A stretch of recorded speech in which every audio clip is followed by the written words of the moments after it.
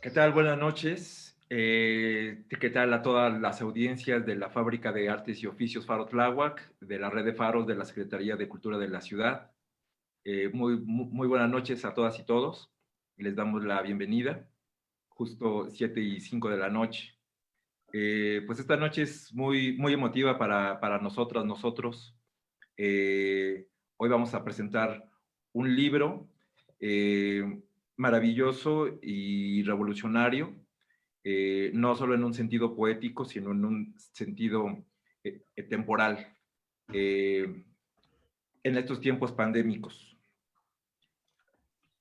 Pues estamos aquí justo en la presentación del libro Salido del escritor Eduardo Milán, un escritor importantísimo para nuestros tiempos, tiempos de mucho caos, tiempos de mucha turbiedad y tiempos inciertos. Sin embargo, como siempre, la poesía es, un, es una forma que nos salva, que nos rescata y que nos da luz en la oscuridad. Pues esta noche es muy importante porque pues contamos aquí con la presencia virtual de Eduardo Milán, a quien agradezco mucho y le doy la bienvenida a estas pantallas. Y también pues están con nosotros eh, Melissa Arzate Amaro, que es coordinadora de proyectos artísticos y vinculación social de la Hostería La Bota y la editorial Mantarraya. Mantarraya Ediciones precisamente es la editorial que da luz y salida a Salido. Y también está con nosotros Antonio Calera, editor, escritor y colaborador de importantes revistas y diarios electrónicos de circulación nacional. Eh, y bueno, además nos acompaña también el escritor y editor Francisco Trejo. Francisco es colaborador de la Faro Tláhuac ya de tiempo atrás. Pues es un escritor que nos ha compartido algunos talleres, algunos encuentros de narración oral y ha sido jurado de varios concursos de poesía que pues, año con año lanzamos desde la Faro Tláhuac y justo tuvimos pues en este año ya en febrero nuestra última edición de este concurso literario.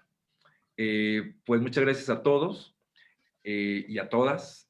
Pues estamos ya como a punto de hacer esta presentación, que es muy importante porque además estamos conectándonos las periferias y los centros, ¿no? Porque pues habemos en esta ciudad y en el país y en el mundo muchas periferias y muchos centros que se conectan a partir de la cultura y de las artes. Pues esta noche es precisamente queremos hablar sobre la genealogía de este libro, ver de dónde ha salido, eh, y el autor que está aquí con nosotros nos podrá dar cuenta de la transformación del lenguaje, de los viajes, los sueños, el exilio, que es un tema importante que quisiéramos platicar esta noche con Eduardo Milán. Eduardo, un escritor, ahora y desde 1979, mexicano, en sus calles, en los barrios, en Coyoacán, y bueno, pues es muy importante para nosotros que nos pueda comentar cómo vienen, cómo salen, cómo llegan a la memoria y desde la memoria pues, estos poemas.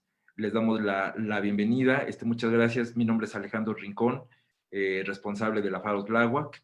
Y bueno, pues a casi ya 15 años de Faro Tláhuac en el suroriente de la ciudad, pues esta noche estamos de gala. Y bueno, quisiera por fin ya darles la palabra. Eh, Melissa, muy buenas noches. Este, si me puedes ayudar, por favor, a presentar a Eduardo y su semblanza.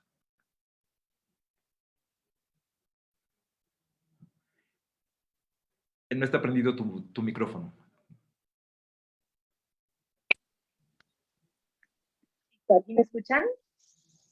Perfecto. Pues muchas gracias a ustedes por darnos albergue el día de hoy para hacer esta presentación que ya ansiábamos tanto llevar a cabo porque se nos atravesó la pandemia con un libro, pues no solo nuevecito, sino para nosotros uno de los más importantes que se han editado en Mantarraya Ediciones, de uno de los poetas más grandes de Latinoamérica. Y bueno, pues muchas gracias por darnos casa para hacerlo el día de hoy, Alejandro. Gracias, Eduardo, por estar con nosotros, por regalarnos tu poesía. Voy a rápidamente leer la biografía de Eduardo. Eduardo Milán nació en Uruguay en 1952, es poeta y ensayista. Por motivos políticos se exilió en México en 1979, fue miembro del consejo de redacción de la revista Vuelta. Ahí publicó durante 4 años la columna Crónica de Poesía, material que se convirtió en 1979 en su libro Una cierta mirada. Algunos de sus libros de poesía son Estación, Estaciones, Errar, Acción que en un momento creí, Gracia, un camino, Ulán, Disenso, Vacío, Nombre de una carne, Chajá para todos y un poema estaba. En 2018 y 2019 la editorial Libros de la Resistencia de Madrid publicó Consuma Resta 1 y Consuma Resta 2, los 2 primeros títulos de su poesía reunida. En un ensayo cabe mencionar los libros en tono de ensayo, Resistir, Insistencia sobre el presente poético, Justificación material, Ensayos unidos, Poesía y realidad en la otra América, No hay de veras veredas, Pro Sapiens e Hilachas, Raíz Chajá. En 2014, el Fondo de Cultura Económica publicó la primera parte de una reunión de sus ensayos. En Suelo Incierto, Ensayos 1990-2006, elaboró la antología Pulir Huesos, 23 poetas latinoamericanos 1950-1965. En 2007 y en 2002 participó junto a José Ángel Valente, Blanca Varela y Andrés Sánchez Robaina en la selección y prólogo de Las Insulsas Extrañas, antología de poesía en lengua española 1900-2000. Yo quisiera, Alejandro, después de esta presentación de Eduardo, que sin duda yo creo que lo que más dice de Eduardo no son esas líneas, sino la poesía misma, ¿no? Yo quisiera, estábamos de acuerdo, Antonio y yo, en que lo importante para nosotros esta noche era escuchar a Eduardo, escuchar lo que él tiene que decir sobre su propio salido. Y bueno, pues ya nosotros haremos algunos apuntes y algunas consideraciones, pero bueno, si les parece bien, yo quisiera dar paso a alguna otra voz. Antonio, no sé si tú quieres comentar algo antes de que escuchemos a Eduardo. Sí, bueno, antes que nada, agradecer al Faro de Tláhuac esta oportunidad que, como tú ya mencionabas, nos permite hacer que salga salido, porque se nos cruzó esta herida transversal por todo el planeta de esta pandemia y nos dejó truncos en el deseo, ¿no?, de llevar esta obra a nuestros lectores. Gracias a Alejandro Rincón, gracias al Faro Tláhuac, el que decía el filósofo Merleau-Ponty que en el arte el qué está en el cómo. Para mí es muy importante que esta primera jornada de despegue, primera jornada de presentación, de salido, provenga desde esos lares de Tláhuac, desde ese esfuerzo tan importante que es el de la resistencia, pero más que la resistencia, el accionar de la promoción cultural del nivel más cualitativo que existe, ¿no? No, no quiero decir que si esto se hubiera presentado en el claustro de Sor Juana o en Casa Lam estaría mal, pero vaya que está muy bien que sea aquí y lo agradezco. Por supuesto, principalmente al maestro Eduardo Milán, de quien hemos publicado también otros libros, por su voz y principalmente por su amor, su cariño a lo que hacemos nosotros. Gracias, Eduardo, con todo el corazón. Gracias por estar aquí. Que todos nuestros amigos a través de este medio disfruten esta presentación.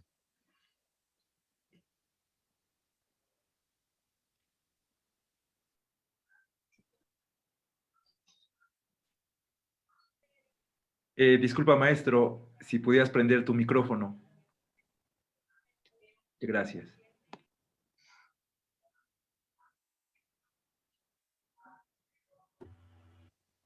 Ahora, ¿no? Estás ya. ¿Está? Está. Sí. Es raro porque, bueno, Gracias. está bien, está bien que así sea. En poesía a veces se oye y a veces no se oye nada. Y a veces se escucha y a veces no se escucha nada. Y esa manera que tiene el silencio de hacerse presente, eh, la poesía la integra, la poesía es profundamente incluyente y no solo en el discurso de los incluyentes. La poesía es incluyente cuando quiere decir excluir, dice yo te excluyo. O sea, no hay trampa. Eh, yo quiero saludar al Faro de Tláhuac porque es un lugar salido. ¿Eh? Está salido del centro, ocupa un lugar de dignidad cultural para demostrar también que no todo es central y no todo tiene que ser eh, absoluto, ¿sí? En términos de estar ubicado en el lugar que se conoce de privilegio y de prestigio. Me parece fundamental. Eh, y bueno, eh, yo qué sé, la polisemia, eh, es el lugar del título salido, es ahí donde salido navega, digamos así, o flota o nada, o todo junto, porque es salido en el sentido de aparecido, como mencionaste tú, Antonio, en un momento, ¿verdad? Eh, pero también es salido en relación al que escribe, porque yo soy, y en el libro creo que queda claro, eso queda bastante demostrado. Eh, Hay un salirse también del habla poética, como si fuera eh, no poético a veces, ¿no? Como si fuera un poco teórico o un poco antipoético, y a mí me gusta eso, y lo he hecho todas las veces que he podido, porque esa es mi formación, ¿no?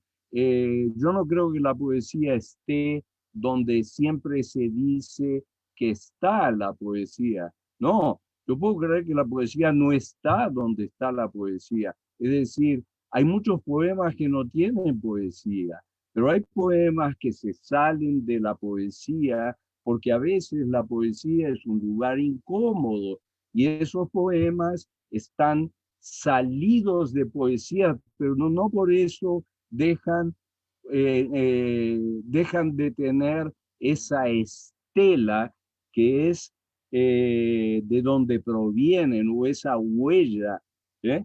o, esa, o esa cola como de cometa, así como de cometa en Uruguay se llama Semana de Turismo, acá llaman Semana Santa y se levantan cometas. Acá supongo que también, aunque no me acuerdo si lo vi. Entonces, es esa cosa que hay de estar y no estar simultáneamente, como de sintonizar con algo que no hay. Para mí la ausencia es fundamental. Yo tengo un texto ahí teórico, en un libro de ensayos, que se llama El olvido de la ausencia. La ausencia es un ingrediente fundamental para la poesía, no solo la presencia.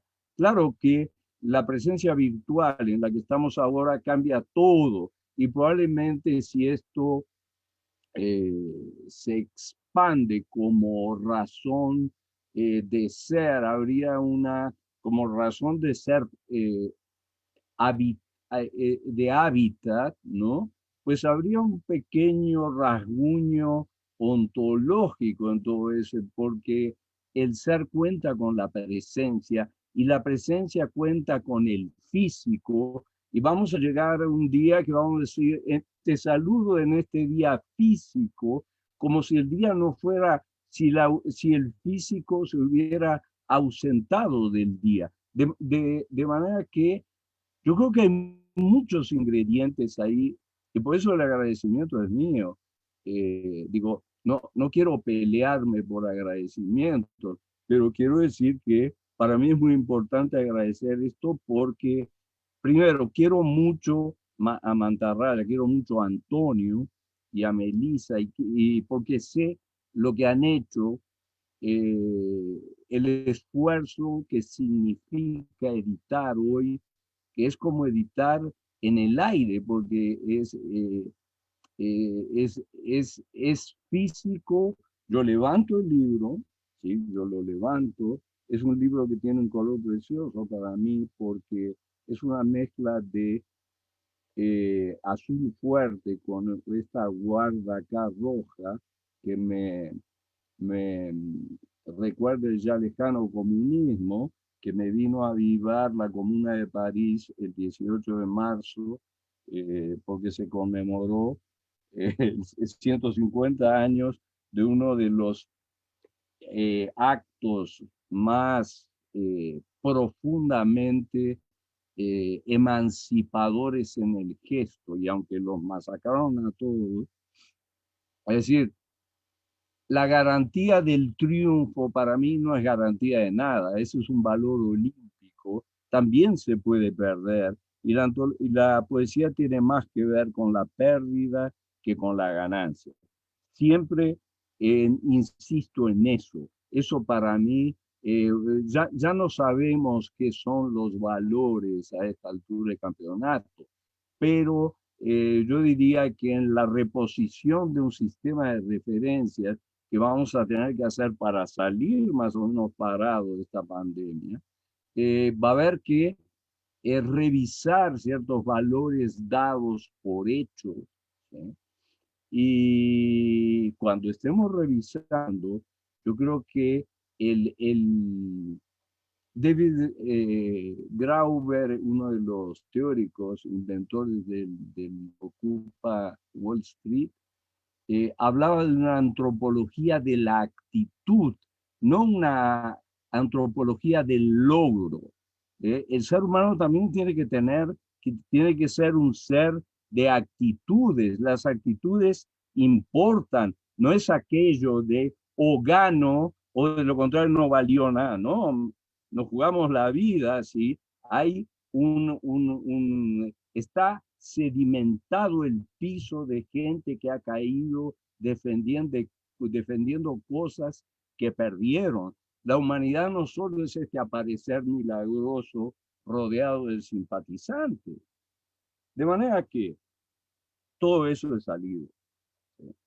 Empiezo a hablar y me salgo un poco del discurso y me entusiasmo, y no conviene entusiasmarse mucho porque uno se vuelve un salido, de modo que es eso, ¿no? Quiero decir, eh, muy contento, muy contento.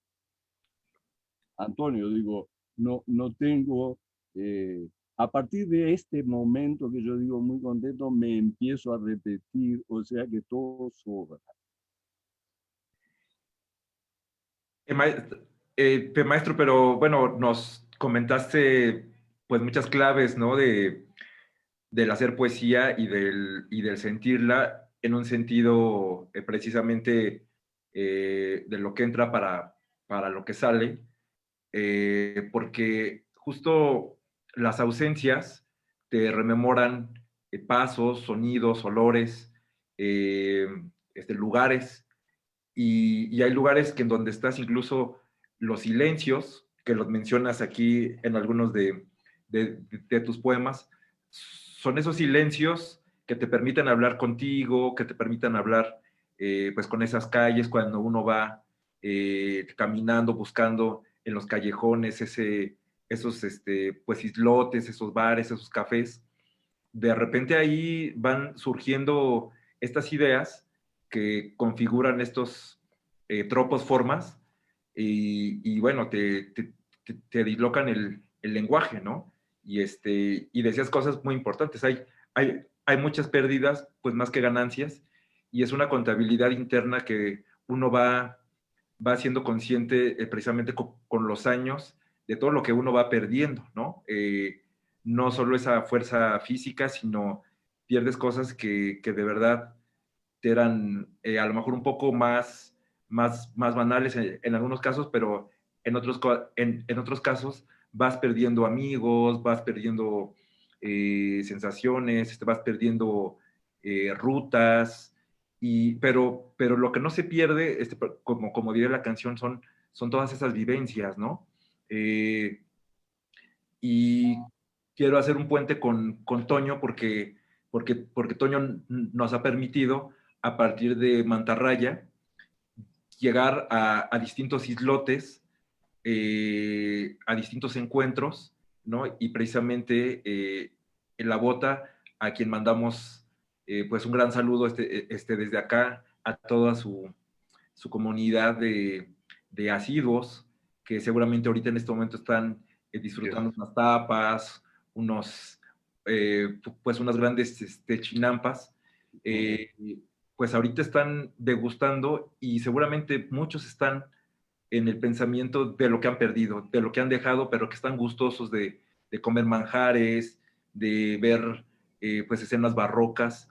Y creo que tu poesía, en un primer momento, eh, te conecta con una lejanía, pero a mí me interesa mucho eso, ¿no? O sea, cómo por ejemplo, los editores logran tener esa antenita puesta para conectar esos silencios, esas pérdidas, ¿no? Para conectar pues esos exilios.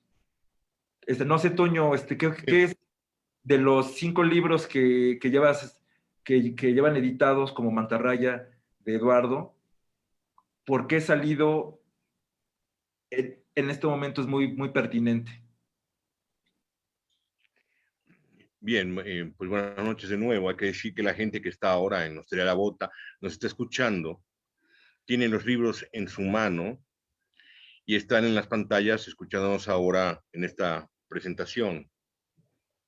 Yo conocí a Eduardo recién galardonado con el premio Aguascalientes por Alegrial, pero desde Errar, son de mi padre, ya venía haciendo un calado profundo en las sensibilidades de los lectores de esta república, pero considero que Salido viene a rematar, a subrayar, a ahondar sobre la misma posa, ¿no? Pero siento yo que desde una tesitura un tanto más fuerte, sólida, a mi parecer. Salido podría eh, significar muchas cosas, ¿no? Entre ellas, quizá de una manera muy lata, en un grado cero, como una suerte de estar chalado, como estar fuera de la realidad, como estar loco. Pero Eduardo, en una entrevista que hace con Reforma por motivos de la aparición de este libro, eh, eh, si bien asiente esta teoría que yo estoy lanzando ahora, también dice que el estar fuera de alguna jugada que pudiera significar el mainstream o el establishment, una especie de statu quo, también en todo caso no estaríamos hablando de estar fuera de ninguna jugada porque no hay jugada alguna. Entonces, en este viaje pendular que el escritor con su voz se manda en este libro, quiero decir con esto de pendular, estar en las antípodas de este establishment y desde ahí hablar, es decir, en el otro lado de la realidad verdadera, de la realidad concreta, siempre autocomplaciente, siempre muy segura de sí. Es donde aparece esta voz más asumida que nunca, pienso yo. ¿Por qué? Porque creo que en otros libros estábamos quizá ante un poeta que mezclaba lo social siempre, ¿no? Revolucionario, como una suerte de burrito andino que andaba por ahí liberándonos, con la biografía, pero acá yo siento que es un poeta muchísimo menos psicológico y más sociológico, ¿sí? En donde se permite, mediante este salido, digámoslo de alguna manera, ¿no? Acercarse a la elaboración de lo simbólico, una seguridad que yo no había leído antes, ¿no? En contra de esta autosatisfacción de este mundo, digamos, ya establecido.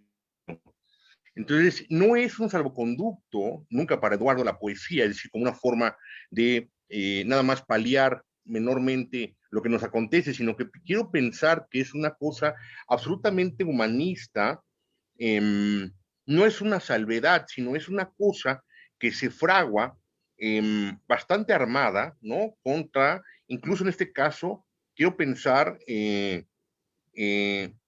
contra lo contra natura. Es decir, hay un valor ecológico en este libro de Eduardo, ¿no? No solamente nuestro derecho, como tú ya has mencionado un par de veces, de transitar libres por la federación, que sería un atributo, un derecho de todos los ciudadanos, ¿no? Sino también, pienso yo, una forma de instrumentar mediante el lenguaje, pocos autores tan apretados como una carne de atún, como lo es la literatura de Eduardo, ¿no? Pero ya certificada para golpear fuerte ante temas que tienen que ver, por supuesto, con los temas de territorio, población, gobierno, ética, ¿no? Siempre vamos a encontrar, pienso yo, a manera de un proceso de Kafka, que Eduardo, pienso yo, pudiera concebirse como esta sensibilidad apremiada por un jurado inexistente ante un juicio inexistente y que defiende en voz de nosotros lo que tiene que ser defendido, como si tuviéramos que asumir ya como un factotum que el mundo debe de cambiar, ¿no? Contra el maltrato, digamos, contra la hegemonía, digamos, ¿no? Contra todo lo que está afuera y debería de estar adentro y no puede estarlo porque lo han sometido a la muerte, ¿no? Y han sometido a la potencia de su pensamiento al cadalso. Entonces, a mí me importa, por supuesto, poner en la mente de las nuevas generaciones esta inseminación, esta fascinación, no por lo real verdadero, digamos, concreto de este establishment al que yo me he referido, sino a ese otro lugar, que es el no lugar de la poesía que siempre ha decretado Eduardo desde sus primeros libros, desde Nervaduras, que son tanto más, por supuesto, crítico, un libro tanto más complicado, y yo he preparado, si Eduardo me lo permite y me perdona, tengo yo aquí un libro que se llama Una cierta mirada, en la primera edición, Wow, ¿no? ese libro no existe. No existe. Es una ausencia bibliográfica, pero ves Yo cómo... somos un holograma, Eduardo, ¿no? Pero quiero decir algo que Eduardo siempre en su generosidad, y este libro está regalado a escribir sobre otras plumas, ¿no? Ha dicho, y también ha dicho, sin él quererlo, sobre sí. Dice Eduardo, toda verdadera poesía se mete con o arremete contra la historia con mayúsculas. La reduce, la minimiza y trata de incluir el devenir humano en una historia mínima, en un lugar al sol donde el hombre viva más cercano a su deseo. Deseo del sol, el hombre trafito por la cotidianidad, atravesado por la minúscula del tiempo, encuentra en el poema un lugar al margen del ruido metálico de la carcajada del poder. Eso es salido para mí. Qué bárbaro, me sorprendiste porque me había olvidado completamente de, de lo bien que escribía comparado con lo que escribe. Te quiero mucho. Oye, no, eso es eh, es un documento, el libro físico, que lo tenga porque es dificilísimo de conseguir. Muchas gracias por recordarme eso. Pero yo pienso que sí, Antonio, creo que lo que digo ahí lo sostengo hoy, eh, y lo he sostenido. Es una, digamos, es mi condición de, de acercamiento, eh, a la poesía como escritor, porque como recordaste, sí, yo insisto en ese concepto de no lugar de la poesía, porque precisamente para cuestionar la autosatisfacción que sienten los poetas de esta época, como si la propia poesía te diera una seguridad que no te da. Al contrario, como decía Hölderlin, eh, la, la, la poesía es el, el lugar del afuera, el lugar de la intemperie. Y claro, no es necesario vivir abajo del puente. La intemperie se manifiesta en todos los sentidos. Eh, y sí, nuestra condición en este momento, como seres humanos, ante lo invisible, eh, y como seres humanos ante las relaciones del poder y la estratificación social absolutamente devastadora que se ha armado en relación a la pandemia, solo podemos, pues, si bien afirmar la palabra poética, pero no estar seguros de ese lugar como si ese lugar fuera aquel antiguo lugar de una especie de glorificación siempre virtual, otorgada por la corte o por los cortesanos o por el rey de turno, ¿sí? Eh, la poesía es esa inestabilidad de, y reclama para sí un diálogo con la ausencia y reclama para sí un diálogo con el no estar. O sea, cuestiona radicalmente una serie de valores estipulados y dados por buenos de la sociedad actual. Y creo que, bueno, eso, claro, dicho así es un discurso, pero puesto en el lenguaje tiene que alterar necesariamente el concepto de poesía que se ha arrastrado en el tiempo durante muchos siglos. Y de hecho lo hace, ¿no? La poesía actual, como la poesía del siglo XIX, como la poesía del siglo XX, es un tipo de lenguaje que se autocuestiona, a veces radicalmente, a veces menos radicalmente, pero siempre se autocuestiona y en el autocuestionamiento también se acepta, ¿sí? Entonces digo, es un paquete complejo. Eh, no es una cuestión simplificadora o simplificante. Sí, sí, maestro Eduardo, no, pues gracias por esa claridad desde el aspecto de los no lugares o el no lugar de la poesía. Maestro Francisco Trejo, has leído brevemente Salido y conoces la obra de Eduardo. Me gustaría invitarte a que nos puedas compartir también unos comentarios y nos digas qué es lo que has pensado de Salido, maestro. Hola, ¿qué tal? Buenas noches. Muchas gracias por la invitación, Alejandro. Mucho gusto, Antonio, Melissa y maestro Eduardo. Es un gusto coincidir Buenas noches. en este diálogo. Bueno, no sabía muy bien cuál era la dinámica de la presentación, pero bueno, a partir de la lectura hice una serie de preguntas justamente para motivar el diálogo con el maestro Milán, para escucharlo a él, ¿no? Como bien lo sugirió Melissa al inicio.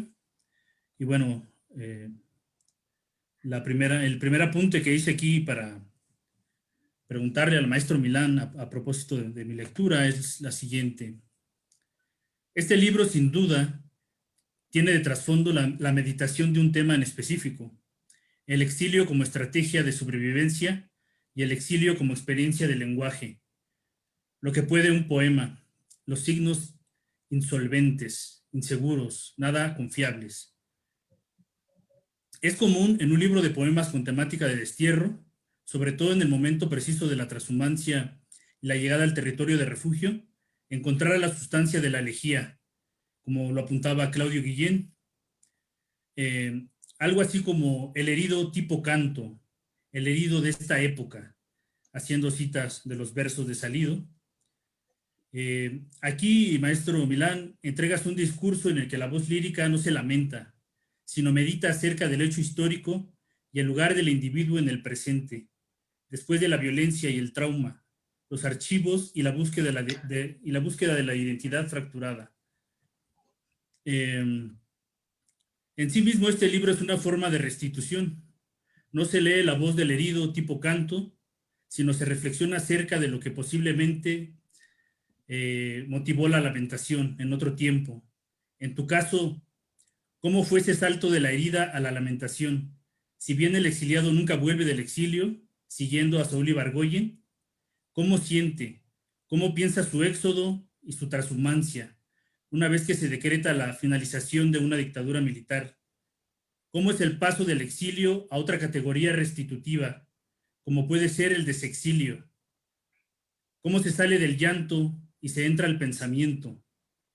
Todo esto considerando que tu libro en sí mismo es una respuesta, pues el problema del lenguaje es latente ante cualquier hecho catastrófico, como lo es la violencia ejercida por el poder. Bueno, es muy interesante lo que has planteado ahí y toca sus puntos esenciales que están ahí, y la cuestión del exilio es axial, es fundar, es decir, el exilio para mí ya venía planteado en el simple hecho, simple es un decir, de escribir poesía, porque el lenguaje poético es un lenguaje exiliado de la lengua, salido de la lengua, salido del código, y eso es lo que lo vuelve tan particular. Por eso la dificultad que hay, que siempre hubo, en realidad, en los distintos, si yo hago un mapeo rápido de lo que es la poesía a través del tiempo, desde los provenzales en el siglo XI, que son los inventores de la lírica, como lo entendemos nosotros, hasta pasando por el barroco, pasando por los metafísicos ingleses, hasta el simbolismo, y bueno, el gran movimiento que es el romanticismo. Y después las vanguardias históricas, estéticas del siglo XX, ¿no? Digo, es increíble que la poesía, que el lenguaje poético haya salido como en zigzag de todas esas encrucijadas en que lo ponen, y haya salido más o menos vivo, que es el tema. Pero el exilio ya estaba vinculado en mí, en la cuestión poética, y la cuestión poética está vinculada con una cuestión biográfica, que es una cuestión que es la orfandad. Y no la orfandad como lamento, porque la orfandad es fundante, o sea, yo me refería a la ausencia, es una ausencia marcante, ¿sí? No hay manera de suturar, y el exilio tampoco. ¿eh? Uno no se desexilia. En ese sentido, Saúl tenía razón, bueno, tiene razón cuando dice que uno no sale del exilio, porque no se puede salir de lo salido, digamos así. Es decir, lo que se puede hacer es reconocerse ahí o no reconocerse ahí. Yo me reconozco ahí, yo nunca pude, como hay un poema notable de Enrique Lin que Andrés Valente, Blanca y yo antologamos en Las Ínsulas Extrañas. Y es un poema de Enrique Lin que se llama Nunca salí del horroroso Chile. Es un poema absolutamente notable. Dice, nunca salí del patio del liceo alemán y termina diciendo, nunca salí de nada. Con esa como ira contenida que tenía el gran Enrique Lin, porque para mí es un extraordinario poeta chileno. Ahora,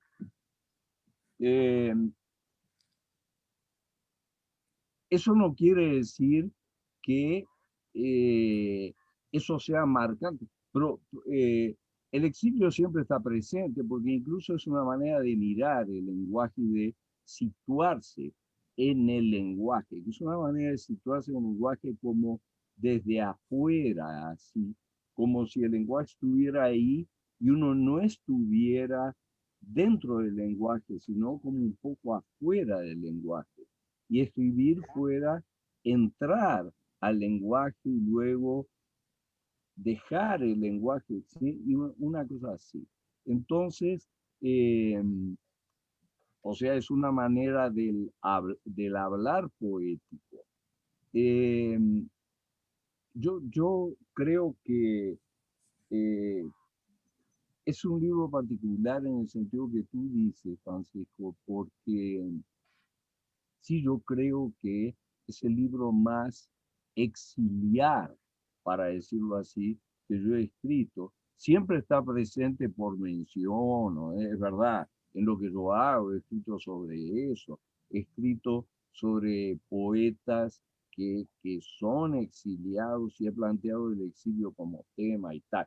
Pero otra cosa es escribir uno, de darse por aludido uno dentro del cuento y, y comunicarse con, con, esas, con esas dudas y esos fracasos. Por ejemplo, en Salió hay un poema que dice eh, que no se sabe cuánto puede un poema, lo que puede un poema. Eso viene de Spinoza. Spinoza decía en el Tractatus teológico político, decía en uno de las sentencias, decía, porque nadie sabe lo que puede un cuerpo. Bueno, Spinoza era genial. Que Spinoza es genial, digo, no estoy descubriendo absolutamente nada. Bueno, no estoy descubriendo nada de nada, pero yo juego con eso, ¿no? Tampoco se sabe lo que puede un poema en términos de una metáfora poética que es, por ejemplo, hemos oído muchas veces hablar de, y sobre todo los retóricos universitarios, y en el cuerpo textual, el poema, bueno, eso es una metáfora. El poema no tiene cuerpo. ¿Mm?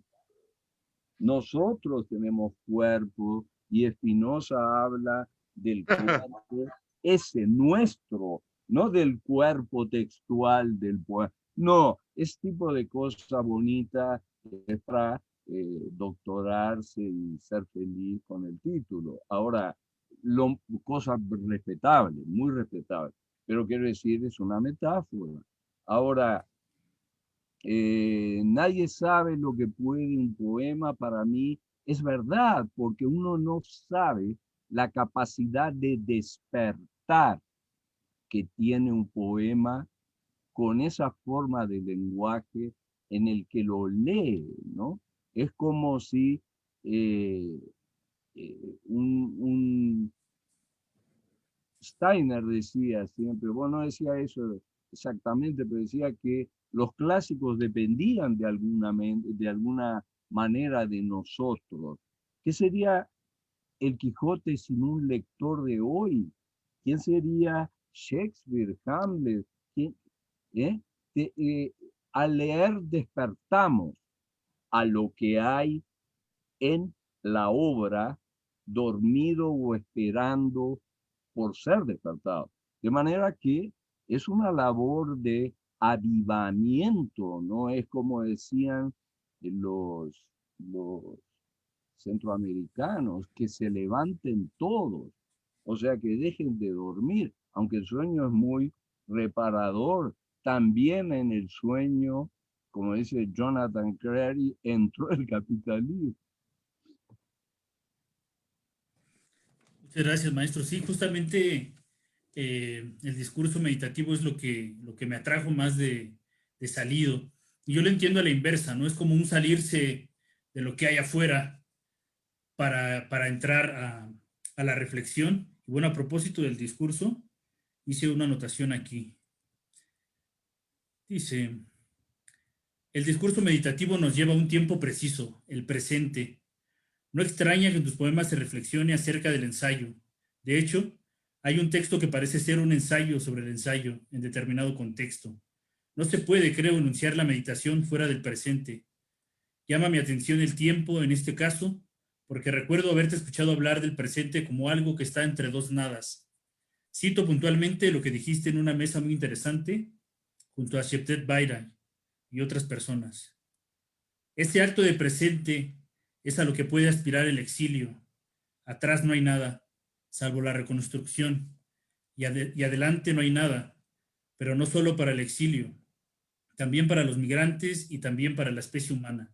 Entre dos nadas, entonces podemos definir ese terreno que es lo poético, que es un sueño, una fabulación de presencia absolutamente vulnerable.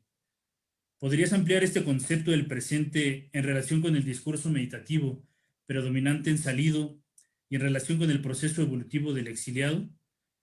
Este presente es un cierto tipo de palabra que se acomoda a cierta edad, haciendo una cita de tus versos, o es el no tiempo alentando el tiempo, como también lo dice la voz lírica en Salido.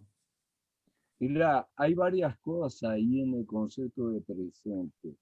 Eh, Está el concepto eh, como muy oriental del presente, es todo lo que hay, es más, el instante es todo lo que hay. Sí, sí, pero yo me refiero a un presente eh, eh, en relación a lo que tú dices, es decir, cuando das vuelta a la cabeza, eh, ya Orfeo te ganó de mano y desapareció el objeto del deseo.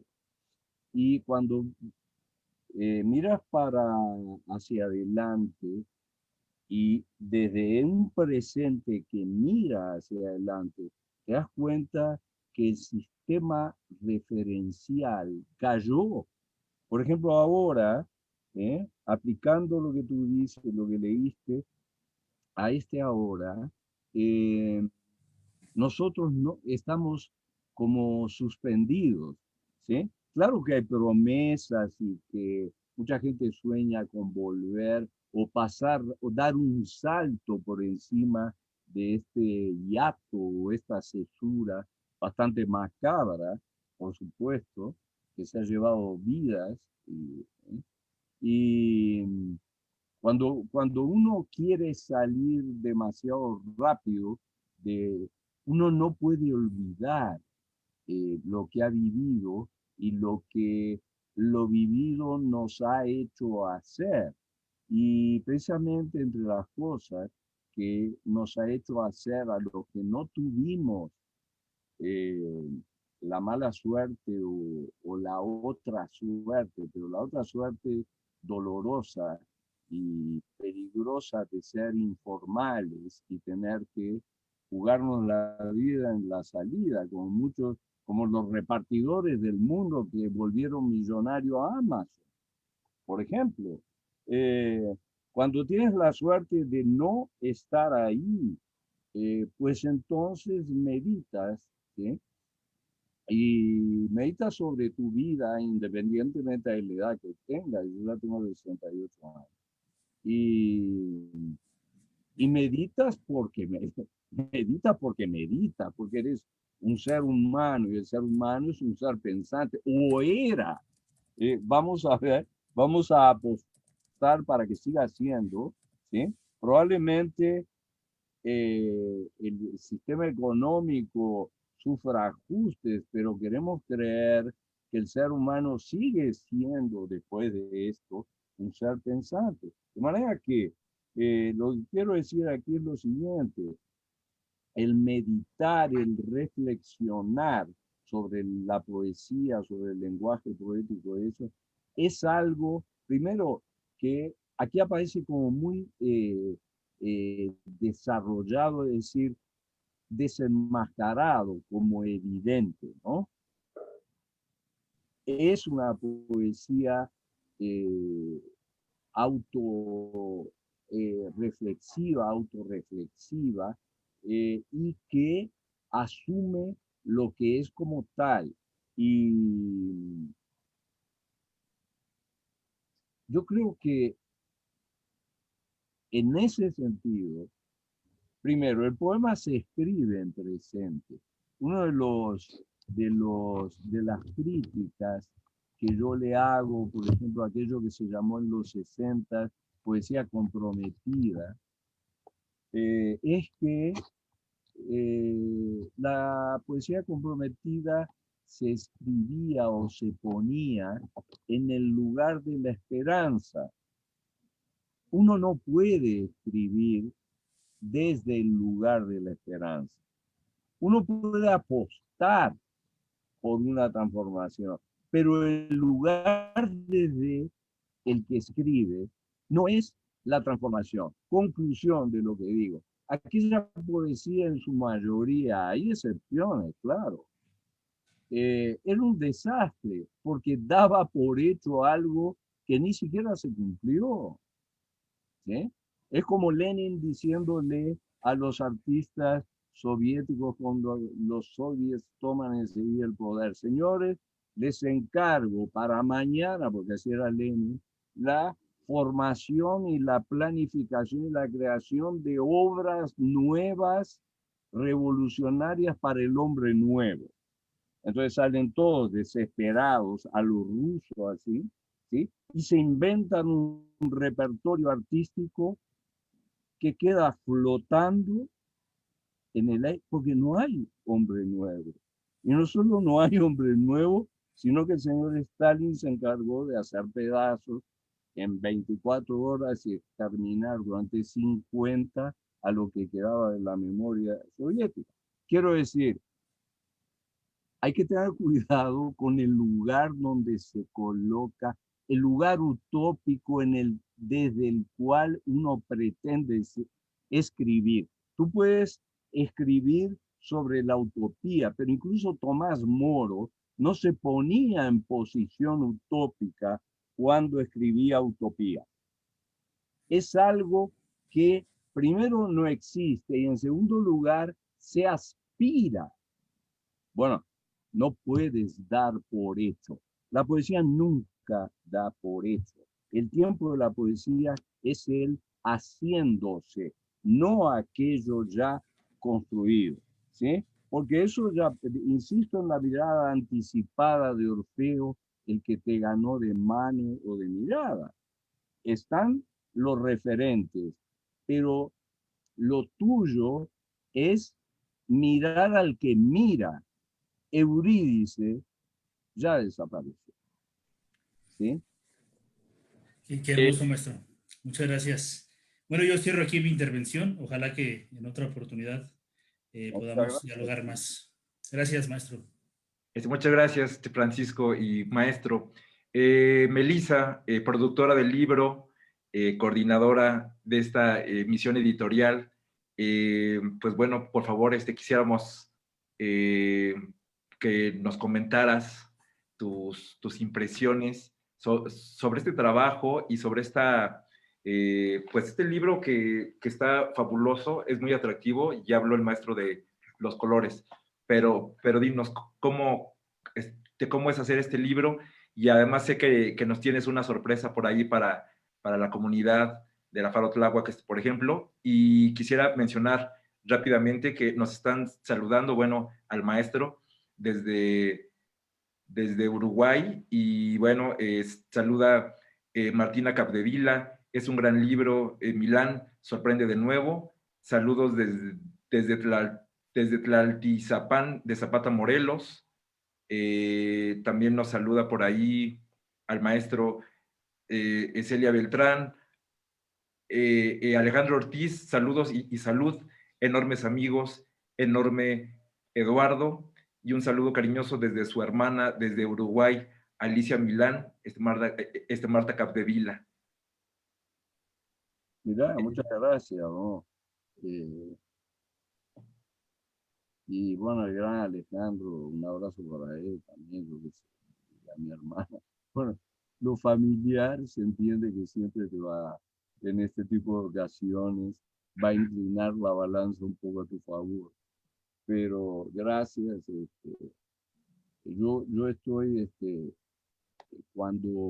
cuando estoy en situación así, que me resulta, no me resulta demasiado fácil, pero cuando me entusiasmo, es una palabra que me decía Montalbetti, que era fundamental en nosotros.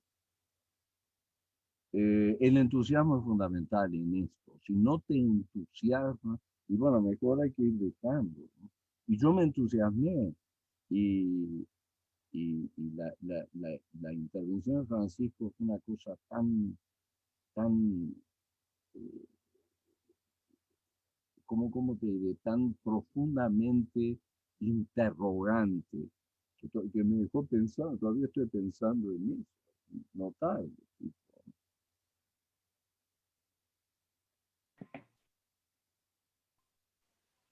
Melissa, por favor. Sí, muchas gracias, maestro. Ahora te preguntabas, Alejandro, cómo sucedió Salido. Fíjate que justo a mí lo que me entusiasma es contarte que cuando llegó a nuestras manos Salido ya impreso, ya en unas cajas de cartón, nosotros estábamos en pandemia, ¿no? Entonces dijimos, bueno, pues hay un tesoro, literalmente llegó aquí a las puertas de la casa, y yo dije, bueno, tenemos un tesoro, y es como si nos lo hubieran traído a una isla desierta donde ahora no hayamos qué hacer con ese tesoro, ¿no? Entonces, bueno, pues lo primero que hicimos fue llevarlo a casa de mis padres y leerlo en voz alta. Entonces yo me encontré con un texto muy diferente, por un lado por el tiempo de reposo que ya había tenido las letras, pero también por el otro lado porque yo en el Inter había leído otras cosas de Eduardo que Antonio me había hecho llegar, pero sobre todo porque había platicado mucho con Antonio sobre Eduardo, y a mí nunca se me va a olvidar una cosa que me dijo Antonio, que yo quisiera que me ayudaras, Antonio, a recordarla exactamente para no equivocarme en la cita. Y es que alguna vez Eduardo había dicho que él lo que quería era hacer una herida mínima en el centro de la civilización. Un daño mínimo. Yo solo quiero que me quieran. Yo solo quiero hacer un daño mínimo en el centro de la civilización. Yo leí... Por favor. Perdóname, no, tú sigue. Que durante un tiempo estuvo esto escrito en los muros de la primera bota, y ahora ahí resisten como una cosa pertinaz siempre, ¿no? Los versos de que no se puede hablar de un cardenal sin mancharse las manos de cardenal. Eso está ahí en los muros, y yo lo quise poner en la bota arriba de la caja donde se recibe el dinero, para sentir que no había tal cosa del dinero. Eduardo lo sabe esto, que una forma de darme una ablución de belleza ante ese ejercicio tan vulgar que es recibir dinero de alguien. Y entonces yo me santiguo con esos versos arriba cada vez que empezamos la jornada en la bota, ¿no? Y siempre él nos ha estado acompañando en la historia y yo se lo agradezco mucho. Y tú eres parte también, ya, Melissa, de esto, ¿no? Con este libro que tú has producido, con este libro que hicimos juntos, ¿no? Y con este libro que no nos vamos a cansar, que llegue a nuestros amigos en cualquier punto de las alcaldías de esta metrópoli. Sí, nosotros, yo decía justamente que con esa idea, esa frase tatuada en la cabeza, volví a leer Salido con mis padres. Se lo dije además antes a mi mamá cuando empezamos a leer. Le dije, mira lo que te traje, a ti que te gusta la poesía.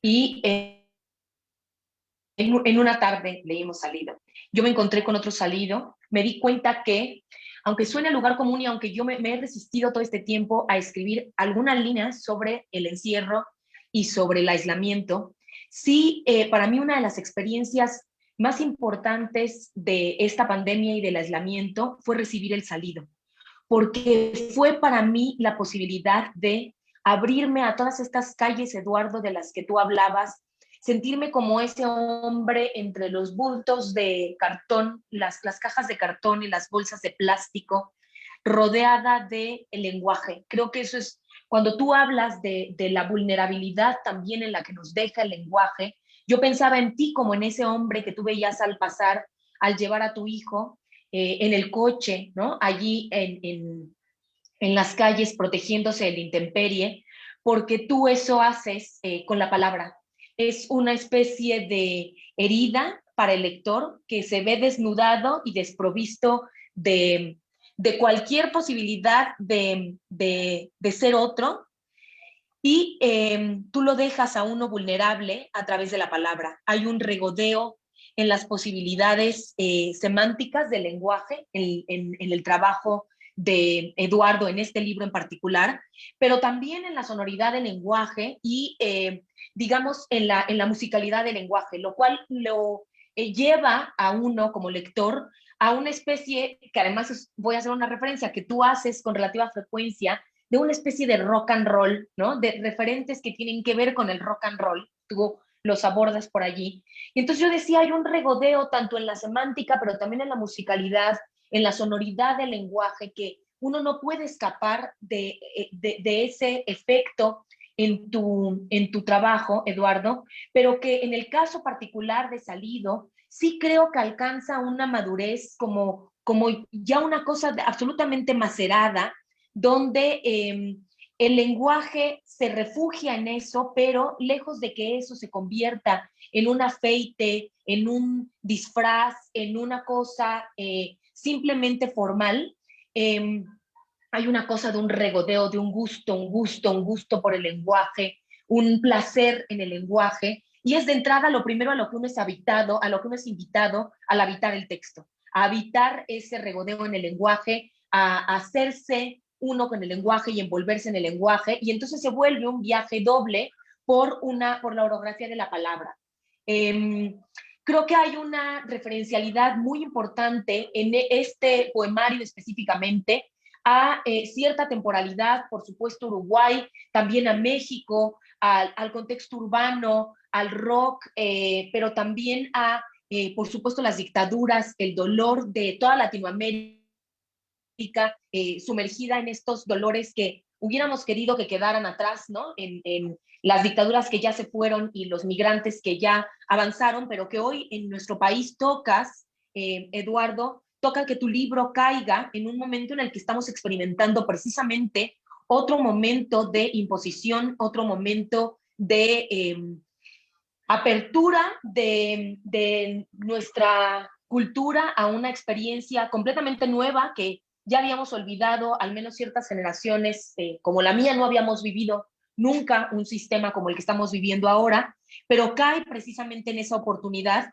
Y sin embargo, a pesar de que hay esa referencialidad temporal y espacial, esa especie de zeitgeist en tu libro, no por ello es un libro que se vuelva exclusivo o de exclusión. Es decir, No es un libro que excluya al lector que no conoce esos referentes, que no pertenece a cierto momento histórico, sino que haya cabida en todo, porque en todo caso de lo que habla es del refugio de la palabra, otra vez. Yo entiendo aquí, Francisco, cuando tú hablabas de el migrante o el que se fue en la diáspora, creo que en la poesía de Eduardo Milán acaba por el lenguaje ser precisamente el refugio. La palabra es el refugio, no solo del poeta, sino del lector mismo, que acaba por encontrar allí un hogar de la conciencia que está sembrado, sí, de autorreferentes y de autorreferencialidades. Tú lo dijiste hace un momento, Eduardo, es innegable, toda poesía es autorreferencial, pero esa autorreferencialidad, sin embargo, es universal.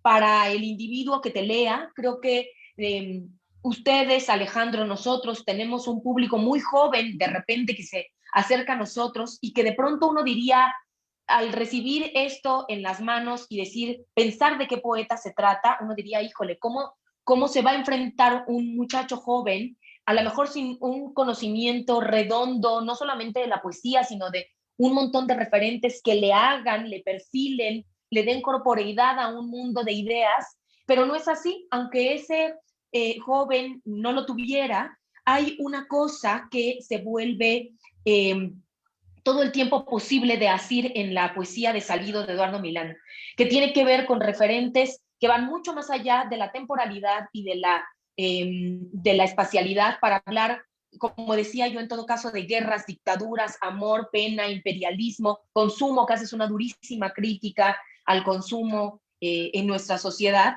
y por lo tanto acaba por volverse una cosa de una poesía que está en un estado de ubicuidad y donde la incisión que tú haces efectivamente en la palabra y en el pensamiento se queda también en el lector.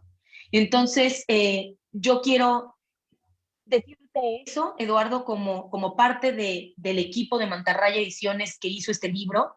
Tú hiciste ya una herida en nuestro lenguaje y en nuestra civilización. La hiciste en el lenguaje de nosotros, la hiciste en nuestra casa, que te leímos y te hemos leído y te hemos hablado tanto y formas ya parte de nuestros referentes, de nuestro espacio y de nuestro tiempo como familia, como amantes, como quienes intentan seguir haciendo cultura pese a todo en este país que sabemos lo difícil que es, pero estoy segura que también estás haciendo ya una herida en la mente de todos los demás que te han leído. Oye, muchas gracias por lo que has dicho y bueno, a mí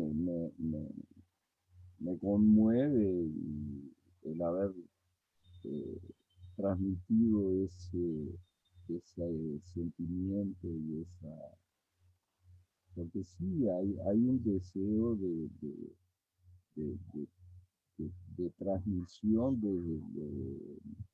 desde la capa más sensible eh, eh, recuperando, es una meditación sensible, es Adorno el que dice en el libro absolutamente magistral que es Dialéctica del Iluminismo, Lo mismo, ¿sí? Que yo la con vi Horkheimer. y Horkheimer, Adorno y Horkheimer en el capítulo Odiseo, mito e ilustración, con ese rigor absoluto que tienen Adorno y Horkheimer, implacable de pensamiento Es alemán, genial. dice, después del accidente ambiguo pero necesario de Ulises y las sirenas, todos los cantos están heridos. Uno se desploma ahí porque nunca vas a esperar, entre otras cosas, que Adorno y Horkheimer digan eso. Dieron un salto lírico que te deja absolutamente en estado de vulnerabilidad total. Es absolutamente notable. Es un episodio de lectura que yo no puedo olvidar, y por eso lo cito ahí en el libro.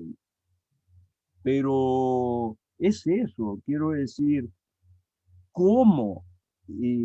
¿Cómo no vas a dejar herido el canto cuando tú no caer en el canto, y que no en la cuenta, no caer en el canto es la desaparición del ser que produce ese canto?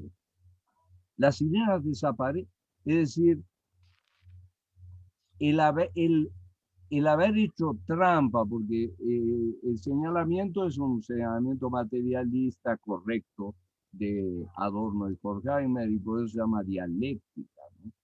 En la desaparición de las sirenas está la posibilidad, o sea, del mito está la posibilidad de la ilustración. Y si no hubiera habido ilustración y revolución francesa, no sé qué hubiera sido de nosotros, porque sin esa memoria, derechos humanos no existen en ningún lugar, pero Revolución Francesa es un hecho histórico.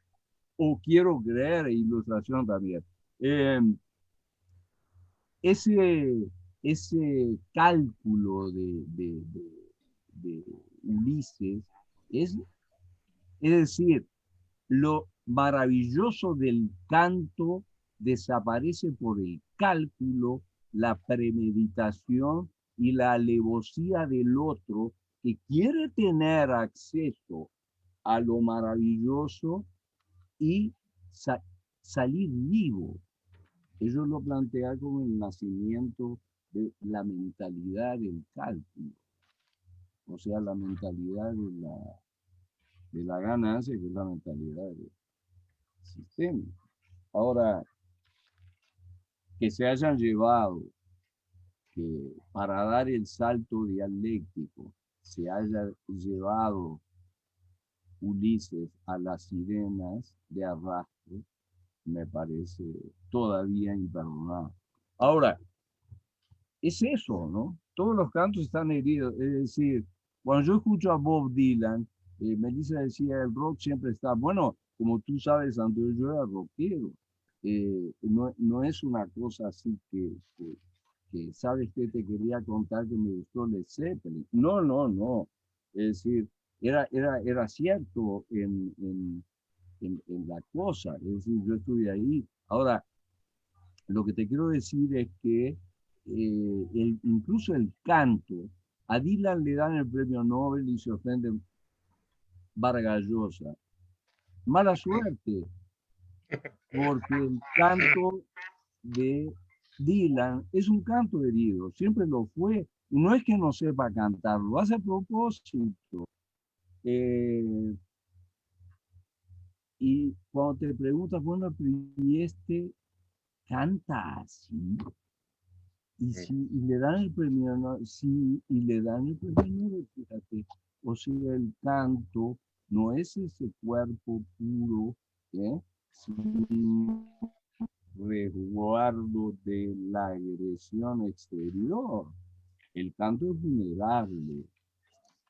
Y lo hicieron. La metáfora de Adorno y Horkheimer es de lo perfecto del pensamiento del siglo XX, leer el pensamiento del siglo XX.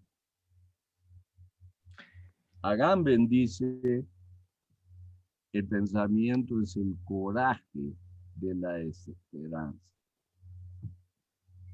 Ahí está.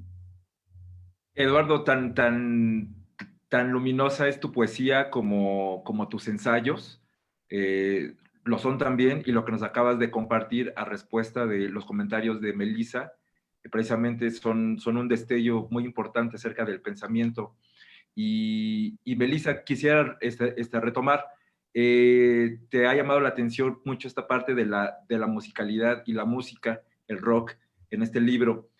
¿Qué es lo que viene con Mantarraya, los libros y las escritoras y los escritores?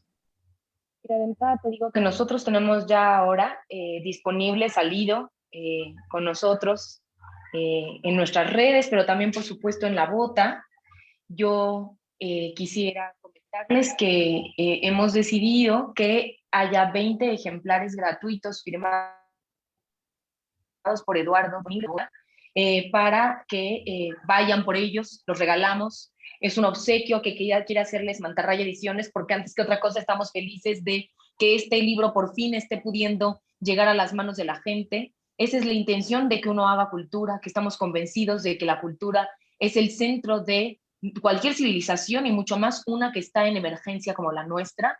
Es urgente la poesía, en este momento es urgente la poesía, urge la palabra, urge el pensamiento, urgen las conversaciones como estas, donde nos abramos a la luminosidad, al viaje, a la partida y a la existencia, ¿no? A que la existencia en efecto esté en otra parte y esa parte sea en la palabra. Entonces, bueno, pues hay 20 ejemplares que a partir de la semana entrante estarán disponibles en Hostería La Bota, firmados por Eduardo Milán, para que los adquieran, los recojan allá, son regalos de nuestra parte. Bueno, si eso no alcanzara, está de todas maneras disponible el libro, lo tenemos nosotros, lo hemos estado ya anunciando en distintos lugares y en distintos espacios. Viene para nosotros mucho trabajo, viene para nosotros un trabajo para empezar de recogimiento, de estar con nosotros nuevamente, de estar con los amigos, de abrazarnos, aunque no nos podamos abrazar físicamente cuando nos veamos, al menos volvernos a encontrar en la mirada. Y en segundo lugar, bueno, promocionar y sacar, en particular nuestra atención está puesta en Salido. Eso me queda clarísimo, para ambos ahorita es fundamental Salido. Entonces eso es lo inmediato que viene para nosotros, pero estamos trabajando ya en otros textos, en hacer eventos. Hemos huido un poco, me encanta que nos des el espacio, Alejandro, pero nosotros habíamos huido un poco como Mantarraya Ediciones a llevar a cabo presentaciones así, porque nos hace falta el contacto físico, y de pronto sentíamos que ahora pues uno tiene muchas invitaciones a lives y a streamings y demás, pero también se multiplicaron, ¿no? La oferta se multiplicó y de pronto también, mientras primero la gente acudía en oleadas a esas invitaciones, ahora sentimos que de pronto eso bajó, ¿no? La gente también lo tiene mucho en muchos lados, entonces viene para nosotros ingeniárnoslas para hacer poesía. Hemos decidido ya hacer poesía nuevamente en La Bota. Ya nos deliberamos y vimos cómo lo podemos hacer. Queremos invitar a Eduardo, por supuesto, queremos invitar a otros poetas que han estado con nosotros en distintos momentos a leer a La Bota de manera controlada, de manera segura para todos, pero volver al buen hábito de leer allí, de hacer de La Bota un espacio de pensamiento, de cultura, de lectura en voz alta, de comentario. Lo necesitamos, de eso vive La Bota, ese es el espíritu de La Bota. Entonces eso es el siguiente paso para nosotros. Y bueno, pues finalmente seguir pescando, pescando libros, pescando autores. Nosotros estamos escribiendo también uno por nuestra cuenta, ¿no? Entonces, bueno, pues trabajo sí que hay mucho, pero para nosotros viene, aunque suene trillado, sobre todo en este momento, viene la reactivación de nuestro espacio, pero también la reactivación de nuestra actividad cultural. Aprovecho, ya que sentiste, Eduardo, asumiré que nos aceptarás próximamente la invitación a estar con nosotros y leer con nosotros. Y bueno, pues eso es para nosotros lo inmediatamente siguiente. Por favor, no dejen de leer a Eduardo, que es, en verdad, no es porque el libro sea de Mantarraya Ediciones. Es una de las cosas más grandes que uno se puede encontrar en la poesía actual.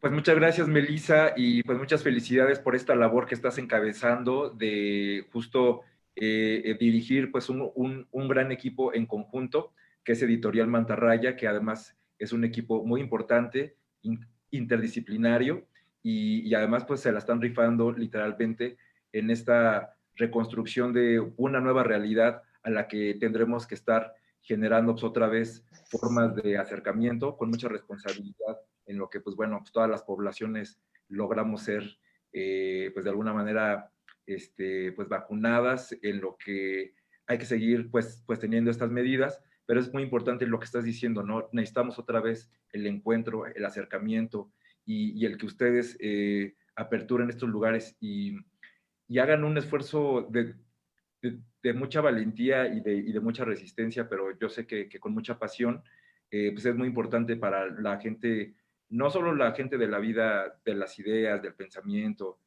intelectual, sino los caminantes, la gente que está buscando ahorita respirar esos aires y pues afuera de la bota, por ejemplo, hay un jardín, hay unas jardineras muy hermosas que es poesía pura para los ojos y la labor que estás encabezando pues es muy importante porque sabemos que conducir y mantener la maquinaria de pues un editorial es algo en estos tiempos y desde siempre algo muy poderoso pero muy valiente y el libro como objeto es algo que necesitan los seres humanos, que necesitamos para tocar, para sentir y para percibir en tiempos pues no digitales y en los no lugares, precisamente pues acercamiento con otros mundos, con otros viajes, con otras instancias. Pues muchas gracias al maestro Eduardo, ¿no? por su generosidad con estos libros firmados y pues gracias a Editorial Mantarraya, Antonio, por supuesto, a la familia Calera y a Melissa por este esfuerzo y por este ejercicio de generosidad para que pues los amigos y los que nos están viendo de la comunidad de Faro Tláhuac y de la red de faros pues pueda ir por este libro en el momento en el que tengan oportunidad y decir que bueno, pues que nos vieron por acá en este live y que fueron parte de esta presentación o no presentación de Salido, pero era importante que se hiciera y que nos encontráramos aquí. Pues muchas gracias por este tiempo, ya son las 8:26 y ha sido una plática muy completa.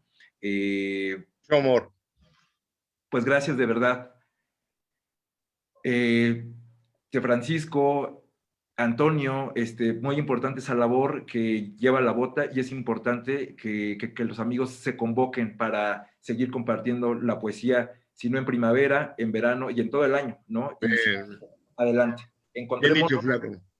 Bien dicho, Flaco, y gracias a ti también, que tú también eres un sostén, un bastón para nosotros. Tú también, Flaco, estás haciendo muchas cosas bien lindas allá.